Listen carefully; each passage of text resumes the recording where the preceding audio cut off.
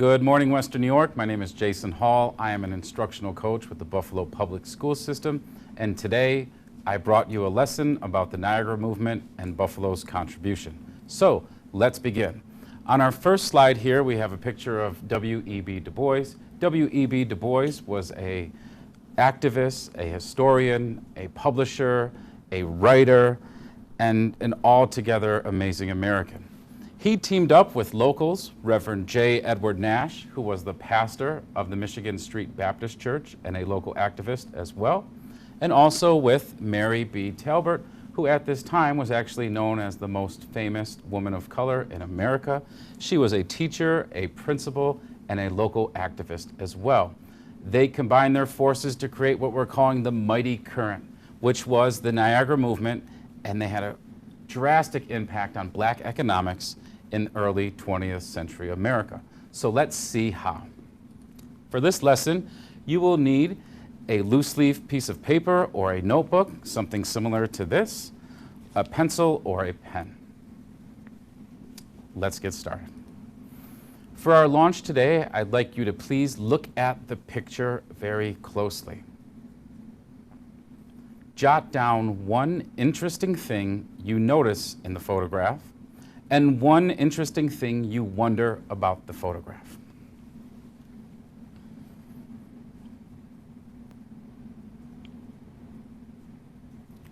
Now I know out there we're going to have things like, I notice that it's in Niagara Falls, absolutely. I notice that the men are dressed very nicely, absolutely. These were very smart folks. And I noticed that they're in a group. Some people may even point out that there was a Caucasian child as part of the group, which is absolutely correct. This was a force that combined everybody to reach equality in America. You'll see that in just a second. And maybe you're wondering, what are they doing in Niagara Falls? Or when was this? Let's get started because we'll answer all those questions right now. This, ladies and gentlemen, was known as the Niagara movement. They were a group of reformers who came to Buffalo in the early 1900s to change the lives for black Americans for good. It also included many females, and you can see right here we've got Mary J. Talbert. She is from Buffalo, New York. This is the Michigan Avenue Baptist Church. This is where Edward Nash was the pastor. The men in the Niagara movement definitely came here when they visited Buffalo. And here's the picture of, again, watch Mary. There she is. And there's a plaque to Mary on Michigan Avenue as well. And it even mentions that she helped found the Niagara movement. There's our local connection right there. Amazing. And here is Reverend Nash. Reverend Nash's house is still up. You can visit his house in Buffalo, New York. He played an instrumental role in founding the Niagara movement. There's a wax figure of him actually at his desk, where he probably most likely worked on organizing the Niagara movement. And if you stop by his house, make sure you check out the plaque that's out in front of the Nash house. Very easy to get to, awesome location for you to learn more about this lesson and the Niagara movement. So, what will we be learning today? Here are your I can statements, guys. Number one, I can explain how the Niagara movement began in Buffalo, New York, and sought to address political and social issues in America. We are going to focus primarily on economics. Then you will write about what you learn, and here is your second learning target. I can write to make and support claims with clear reasons and relevant primary source evidence. So I will be providing you with several questions about the lesson today. We'll start with some easier questions and we'll build to a harder question, which you will have to answer using evidence by the materials from the materials that you see here today. Let's begin. Please, on your notebook page, will you jot down these two questions? I've set up my notebook page here. I already took my notes. I'll share those with you in a second.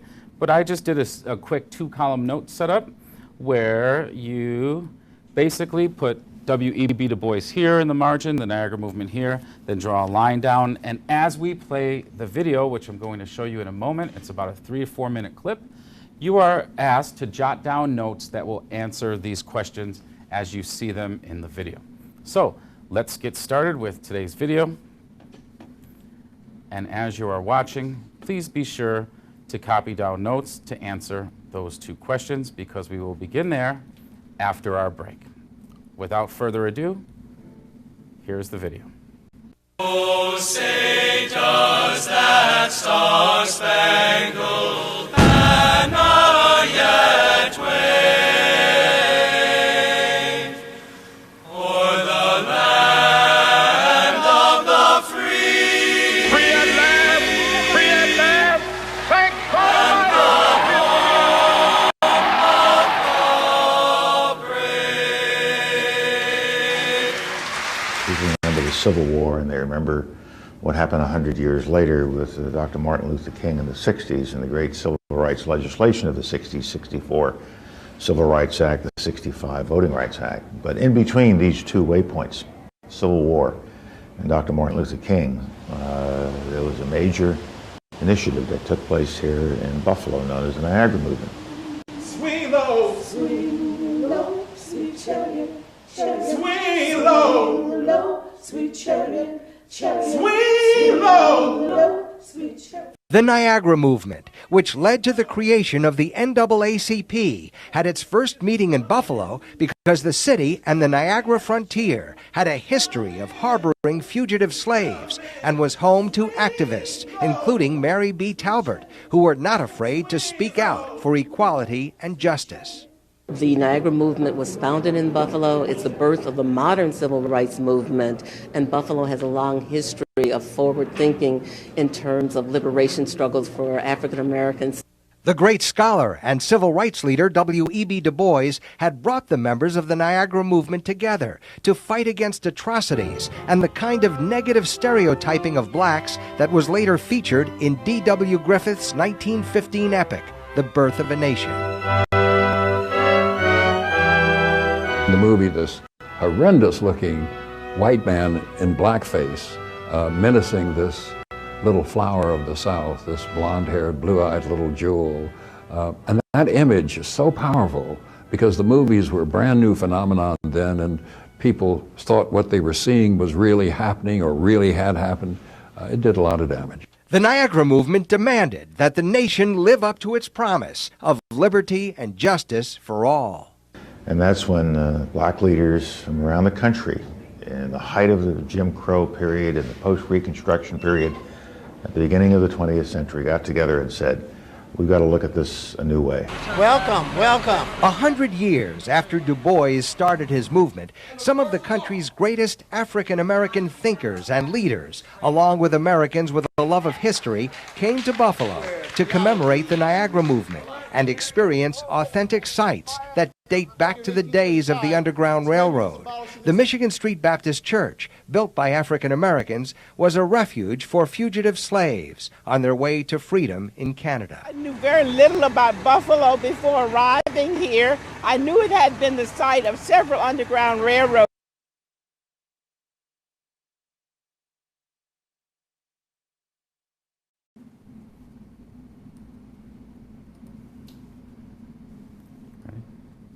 All right, we watched the video.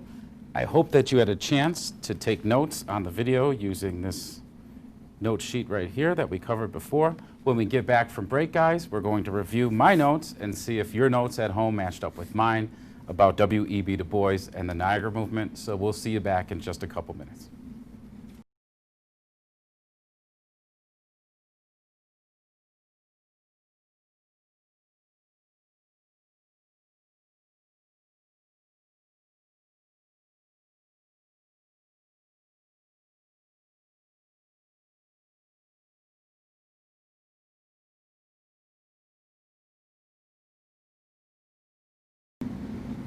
Welcome back, guys, to the Mighty Current. Today's lesson about the Niagara Movement in Buffalo, New York.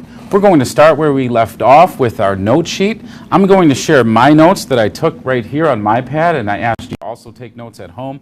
For instance, for W.E.B. Du Bois, that said he was a scholar, which he absolutely was. He was a civil rights leader. I hope you picked up on that. He began the Niagara Movement. That was the most important fact that I wanted you to look for in the video, and he came to Buffalo to do that. Now let's move down to the Niagara Movement. I said it was a major initiative. It was a big project. It took place in Buffalo, New York. It led to the development of the NAACP, which is amazing. Mary B. Talbert helped. It was the birth of the modern civil rights era, and they wanted to fight against atrocities or really bad things happening to people of color in America in the beginning of the 20th century. And they wanted liberty and justice for all. They demanded liberty and justice for all, and it's still celebrated today here in Buffalo. So, now that we've got a better idea of who W.E.B. Du Bois was and what the Niagara movement composed of and what their main goals were, let's move on to our big question of the day. Those two questions were a little more simple for you to answer and find evidence for, but now I'm going to ask you to really dig deep because we're going to kick it up a notch. All right, so here is our big question of the day. How did W.E.B. Du Bois and the Niagara movement impact the ways in which Black Americans were able to make and spend money? This is called economics. So, in order to take notes on this next section, will you please take a moment to set up a page in your notebook that looks just like this, and I've got my example right here. I just wrote notes at the top.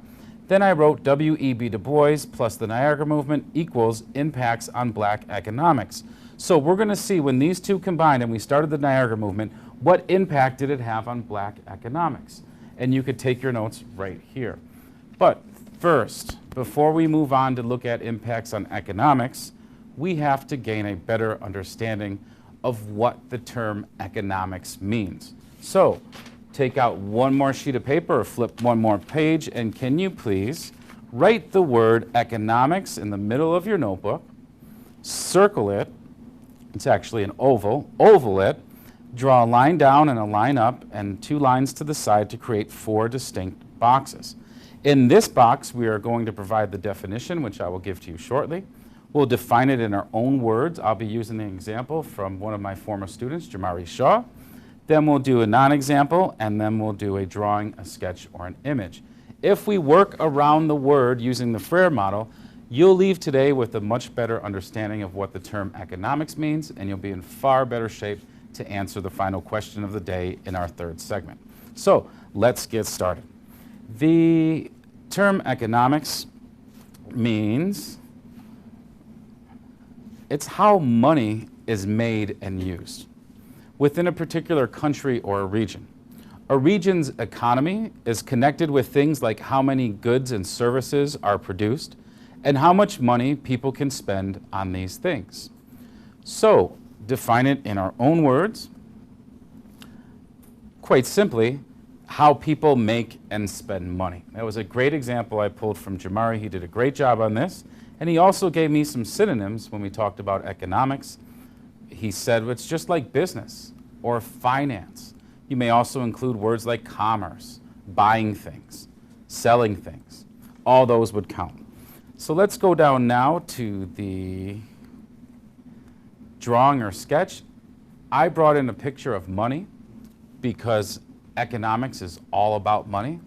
I'll give you guys at home a chance to maybe draw a little sketch there for a few seconds. So when you're doing your sketch box, whatever comes to mind, an image, a symbol, it could be just a dollar sign, it could be something you bought at the store. Whatever you think of, when you think of how people make and spend money, draw an image in this box that comes to mind. All right, and for our final box, it was a little more difficult to come up with a non-example, but economics is people making and spending money, so we chose unprofitable. There's no money, there's nothing to sell, there's no profits being made, so that would work as a non-example. So I'll give you about 20 more seconds, 30 seconds here to finish up your Frere models, and then we'll move on.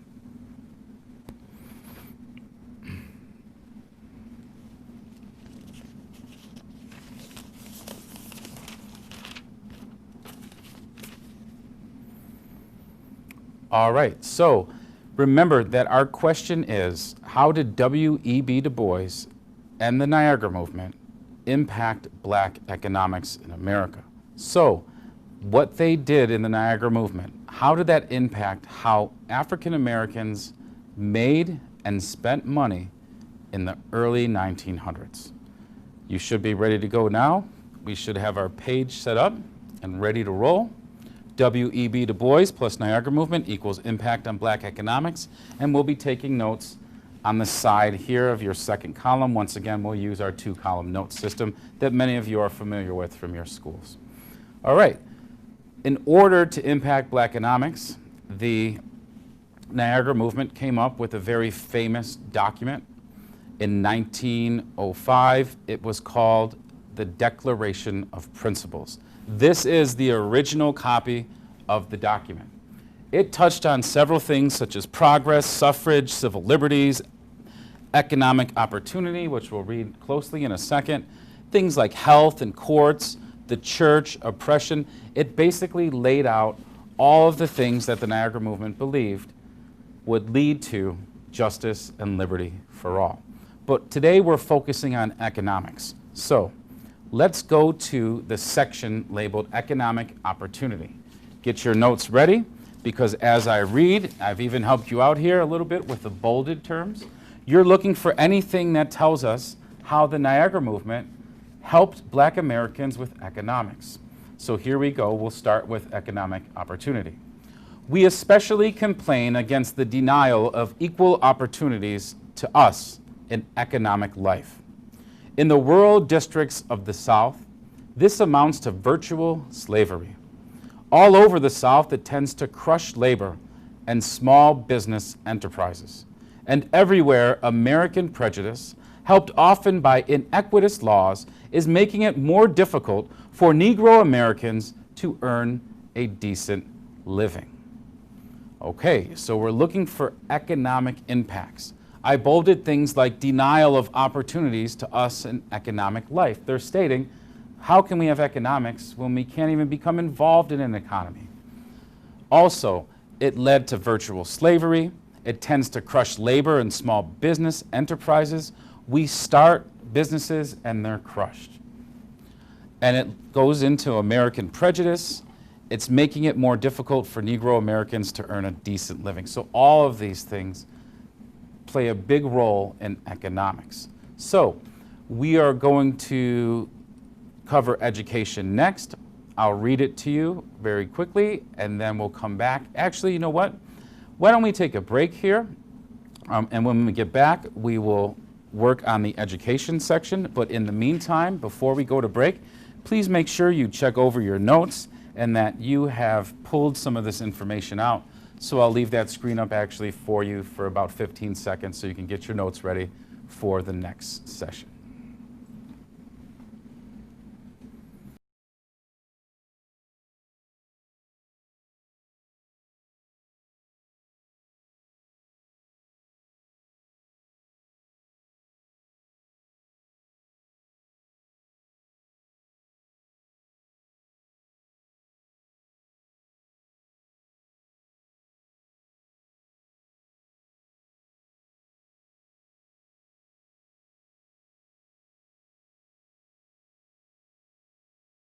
Welcome back, everybody, to our lesson on the Niagara Movement. Before break, we presented to you the Declaration of Principles from 1905, which laid out all the areas in which the Niagara Movement sought equal justice and liberty for all. We focused specifically before break on the economic opportunity section. You took some notes on the connection to black economics. Now let's move on to education. According to the Declaration of Principles, they believe that common school education should be free to all American children and compulsory. High school training should be adequately provided for all, and college training should be the monopoly of no class or race in any section of our common country. We urge an increase in public high school facilities in the South, where the Negro Americans are almost wholly without such provisions. We favor well-equipped trade and technical schools for the training of artisans and the need of adequate and liberal endowment for a few institutions of higher education must be patent to sincere well-wishers of the race. Okay, the impact on black economics. Now what I've done is I've bolded again some hints here for you in taking your notes on your note sheet. So take a second here and jot down some notes on anything you see that relates to black economics. Things like education should be free, high school and college training, increase in high schools, well-equipped trade schools, okay? Take about 10 seconds to jot down some notes, and we'll move on to our next section of the Declaration of Principles.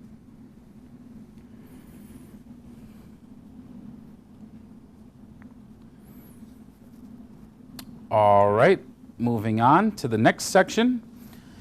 The next section is entitled Employers and Labor Unions. We hold up for public execration the conduct of two opposite classes of men. The practice among employers of importing ignorant Negro American laborers in emergencies and then affording them neither protection nor permanent employment, and the practice of labor unions in prescribing and boycotting and oppressing thousands of their fellow toilers simply because they are black. These methods have accentuated and will accentuate the war of labor and capital, and they are disgraceful to both sides.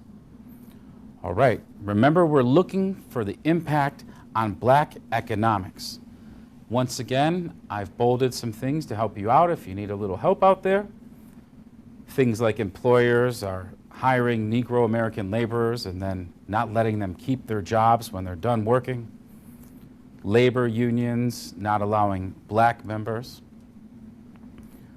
Take about 15, 20 more seconds to jot down your evidence.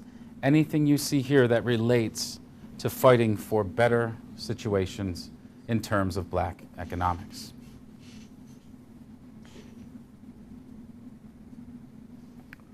All right, guys. Let's check our notes. Now, we looked at 3 specific sections. I pulled out some notes and some quotes, some textual evidence, because in a second, you're going to have to answer the big question of the day in writing: how did W.E.B. Du Bois and the Niagara movement impact black economics? So let's go back to the first article, which stated denial of equal opportunities to us in economic life. That was what they were fighting for. The first article also said virtual slavery tends to crush labor and small business enterprises. Moving on to the second section on education, we found education should be free. If we can't afford school, how are we going to go to school to learn to make money and spend money and engage in economics? They fought for an increase in public high school facilities and well-equipped trade and technical schools. They also stated employers of importing ignorant Negro American laborers, then affording them neither protection nor permanent employment, will hire you, and when we're done, you have no more job. And lastly, in the last section on labor unions, it said labor unions are oppressing thousands of their fellow toilers because they are black. Labor unions fight for job conditions and make sure that everything is safe and that people have jobs and are not just fired, because we need to make money. We need to buy and sell things in this economy. That's what labor unions were for, and we found that they were leaving out people just because they were black. Okay, so now it's time to answer the question. This will be your final assessment for the day, and I have a model answer for you. The question was, how did W.E.B. Du Bois and the Niagara movement impact black economics in America? The first thing you should do in answering this question is give us a restatement and an answer. This is from a BPS 8th grader who did an excellent job with this lesson. She wrote, W.E.B. Du Bois and the Niagara movement impacted black economics in America because they fought for the rights of black Americans. Absolutely. Great start. We restated the question and we provided our inference or our answer. But now it's time to back it up. Let's go to support evidence 1. As the Declaration of Principles states, there was a denial of equal opportunities to us in economic life. That tends to crush labor and small business enterprises. That's a great piece of evidence, but we have to go further to provide insight or new thinking, your thinking about that evidence. This quote shows that the Niagara movement pointed out how unequal economic opportunities were in America. Absolutely. Let's go to support evidence number 2. The Declaration of Principles also states that they wanted an increase in public high school facilities and well-equipped trade and technical schools. Great piece of evidence pulled directly from the primary source document, but we also need more insight. This quote shows how the Niagara movement believed in the power of schooling to increase economic opportunities. Absolutely. And to end our answer, we always suggest that you insert a conclusion that sums up your answer up above. And this student closed with, in closing, W.E.B. Du Bois and the Niagara movement fought to increase the rights of Black Americans, especially in the area of working and economics. So let's read it one more time all together to see how it sounds as a whole. W.E.B. Du Bois and the Niagara movement impacted Black economics in America because they fought for the rights of Black Americans.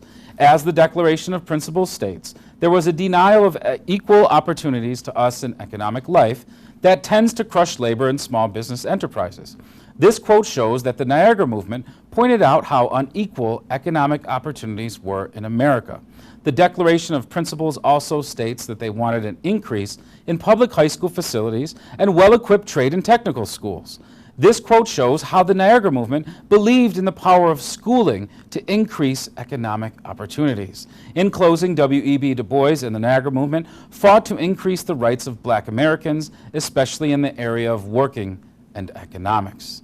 Great job. This would score a perfect 2 on our state assessment rubrics.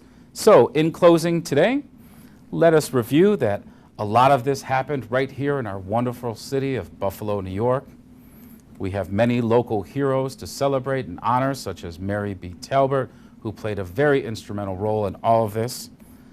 Reverend Edward J. Nash, who was a hero as well, who was the pastor of the Michigan Street Baptist Church for many, many years, combined with national heroes such as W.E.B. Du Bois to create the National Association for the Advancement of Colored People, established in 1909 and still going strong today, thanks to our contributions right here in Buffalo, New York. I hope you enjoyed today's lesson. Keep reading, keep writing, and most importantly, be safe.